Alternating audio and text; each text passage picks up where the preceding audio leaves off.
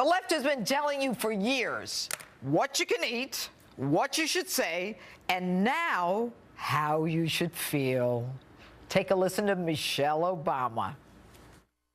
Yes, I do, because we feel the difference now. Yeah.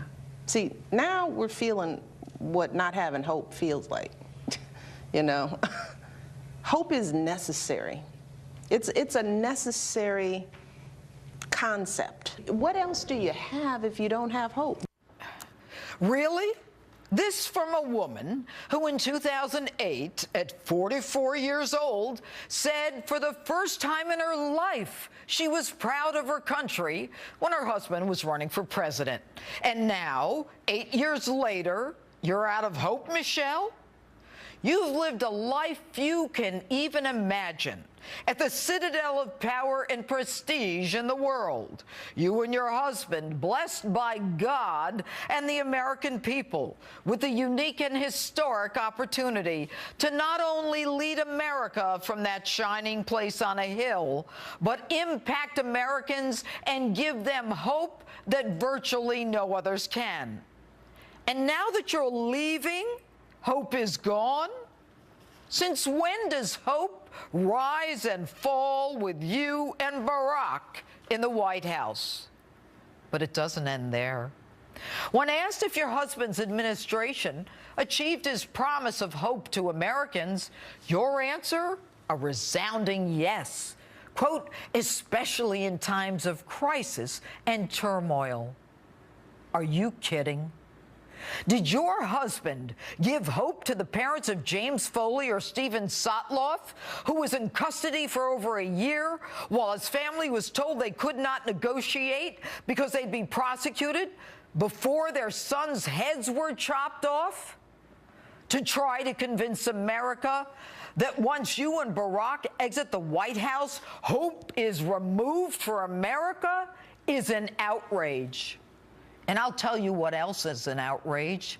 An outrage is when your husband struts up to the microphone at a national prayer breakfast and tells Christians to get off their high horses because the Christians are afraid of Muslim terrorists cutting their heads off. And I'd say that that was a crisis, but no hope there. ISIS today only looms larger. And by the way, Michelle, have you heard of San Bernardino, Orlando, or that workplace violence that happened at Fort Hood in Texas?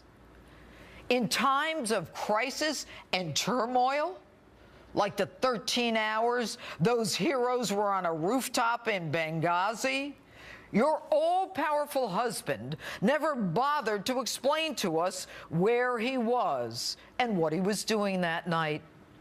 All we know is the only power that he was ready to unleash was Air Force One to fly to Las Vegas for a fundraiser the next morning so that you guys could live the life another 4 years in the White House. But I get it. For you, hope is gone.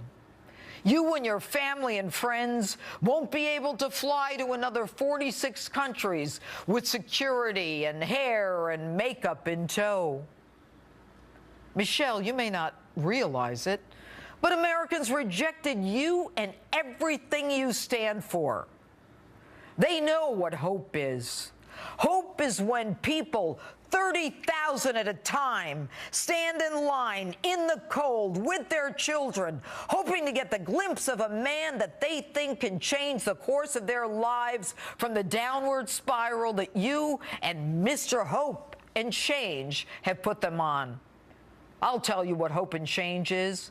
Hope and change is when people show up 20,000 strong after an election, desperate to see the man who actually brought back jobs, almost 1,000, when your husband said it was impossible to bring them back at Carrier. And by the way, if you want to know what it really feels like to not have hope, just walk out of the White House. As ordinary Americans, you'll see real fast. Welcome to the America you created, the one with a racial divide, a disrespect of law enforcement and the military, illegals cruising our borders, draining our schools and social services, ISIS and refugees on the rise. No hope? Michelle, I'm surprised at you. What happened to when they go low, we go high?